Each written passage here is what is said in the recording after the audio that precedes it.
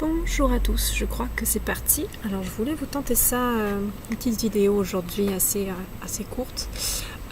Pendant que les voisins ne font pas de bruit, je suis dehors, je trouvais ça approprié pour tenter de vous présenter ce jeu qui sera plutôt, disons, j'ai commencé par une review écrite et je sais que certains d'entre vous aiment bien les vidéos, donc je me suis dit au pire, je vais en parler un petit peu en vidéo, mais je vous renverrai directement à l'article concerné. Donc j'ai reçu ce jeu qui est sorti assez récemment sur les arbres, parce que comme plein de gens nécessairement qui vont s'intéresser à ce jeu, je suis une amoureuse des arbres. J'ai trouvé que cet artiste était chouette, il a quelque chose de vraiment graphique, avec de la peinture, des choses très rafraîchissantes et quelque chose de très vivant. Donc il vient dans une boîte très douce, avec une espèce de fini glacé, mat mais glacé. Il n'y a pas de livret. Les cartes présentes, alors il y a une carte d'introduction au jeu, je vous la montre pas, je vous la lis pas parce que normalement, si je me trompe pas, ce sont les informations qui sont directement disponibles sur le site. Donc c'est ce que j'ai regretté, c'est qu'en fait cette carte présente le jeu mais elle n'apporte rien parce qu'on est censé déjà le savoir avant d'avoir acheté le jeu. Mais c'est pas grave. Et c'est un oracle qui se présente avec un dos homogène, avec le même dessin, et puis en fait la signification des lames, je l'échappe, derrière. Donc quand vous mélangez, j'ai pas encore testé en les prenant à l'envers, pour pas avoir de soucis. Ah, ma caméra est décentrée. Mais du coup c'était un petit peu embêtant. Dans tous les cas, on a d'un côté quelque chose d'assez logique, et de l'autre, les illustrations. Donc vous avez assez peu de couleurs à chaque fois, vous avez une charte, je dirais que ça dépasse jamais 4 couleurs, peut-être 5 maximum, mais il y a vraiment un côté très homogène, comme une sorte de charte. Chaque carte aura ses teintes. Vous avez toujours évidemment du vert, vous avez des dégradés de vert, j'entends, mais c'est-à-dire que c'est une dominante en fait, c'est une teinte. Et apparemment il y a des couleurs qui sont associées aux chakras, donc vous aurez des choses comme ici, là on reconnaît bien les 2 chakras du pas, donc souvent c'est cet endroit là, enfin ces éléments là qui vont être colorés, et le vert des feuilles, plus ou moins clair ou plus ou moins foncé, plus ou moins saturé comme ici, ou plus ou moins transparent comme ici. On voit vraiment bien les aquarelles, on profite de l'image, et elle a au niveau de l'impression il y a un piqué très marqué. On voit vraiment beaucoup, moi j'ai une caméra de mauvaise qualité malheureusement, on voit vraiment beaucoup tous les traits noirs qui sont faits probablement à la plume et à l'encre. Donc ça c'est très agréable. Vous voyez ici vous avez le rouge, le jaune pâle, le rose, le vert, c'est tout. Un peu de marron ici, discret, que j'avais pas vu. Ici vous avez juste le rose avec une autre teinte ici dégradée, le vert et un fond très neutre. Et ici c'est plutôt du rouge et du vert, c'est tout. Ici on a quand même le bleu, le rouge rose. Ah, je vois que les voyants sont revenus creuser. Je vais probablement devoir arrêter la vidéo. Et ici du jaune, du vert et du rouge. Ici du bleu, du vert, voilà. Donc je pourrais en montrer beaucoup. Vous avez à chaque fois, comme vous l'avez probablement remarqué, le mot-clé. Donc là il est en haut. Ici il est en bas. Ils sont assez discrets et ils sont pas forcément évidents vis-à-vis de la plante. Le nom de la plante est noté dans le dos. Mais regardez ça, comme c'est beau. Les différents esprits ont vraiment... Ah, j'espère que tout à l'heure on voyait. J'ai peut-être coupé l'image ici.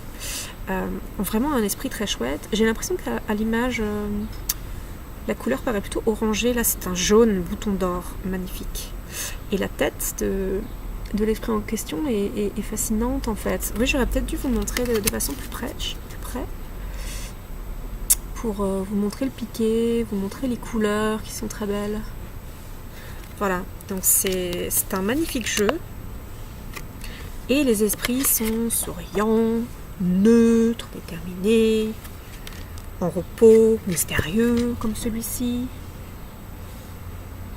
Il y a vraiment quelque chose, c'est fin, c'est frais. Celui-ci est rigolo comme tout là. Ça doit être les fleurs de cerisier. Vous voyez, j'espère que c'est net à la vidéo. Ceux-ci sont étranges. Vous avez les deux. Si j'arrive sans tout faire tomber. Vous avez un ici, puis en fait il y en a un ici, là, il y a des petits yeux, et il y a ce qui est en bas là qui est bizarre aussi. Donc il y a de tout, il y a des choses, je suis pas content. Vous avez le oui sympa et le non. Là. Donc les plantes, les cartes arrivent dans l'ordre trié par ordre alphabétique anglais au départ. Vous avez le titre anglais et le titre latin. Donc vous cherchez soit dans un traducteur anglais la traduction de ceci, soit vous tapez sur Google le mot latin et vous aurez directement normalement la traduction française de Wikipédia ou autre. Puisque chez nous les noms des plantes sont classés avec le latin. Je regarde s'il y en a qui sont chouettes. En fait, je pourrais toutes vous les montrer, mais bon, ça prendrait du temps. C'est pas ce que j'ai prévu de faire. Si jamais vous le demandez, je pourrais vous les montrer une par une. On en trouve probablement d'autres sur Internet. Il y a des photos dans Google Images et comme j'ai mis sur le site, il se trouve un petit lien du site de l'auteur spécifiquement avec des exemples de une carte et ce qui va être dit au dos sur son message. Et il y a, je sais pas, il y a une dizaine de cartes pour lesquelles elle a fait ça, que je trouve très chouette parce que ça permet d'avoir vraiment un aperçu de ce que ça donne. Et vous pourrez vous rendre compte si effectivement le message est très court. Vous avez un petit paragraphe et un deuxième petit paragraphe. Ça ressemble à des paragraphes parce que c'est tout petit. En fait, généralement, ce sont 2 phrases, ou 3 phrases. En dessous du mot-clé qui explique pourquoi ce mot-clé. Et elle a souvent la deuxième partie correspond à... J'espère que ça va pas trop s'entendre, mon Dieu.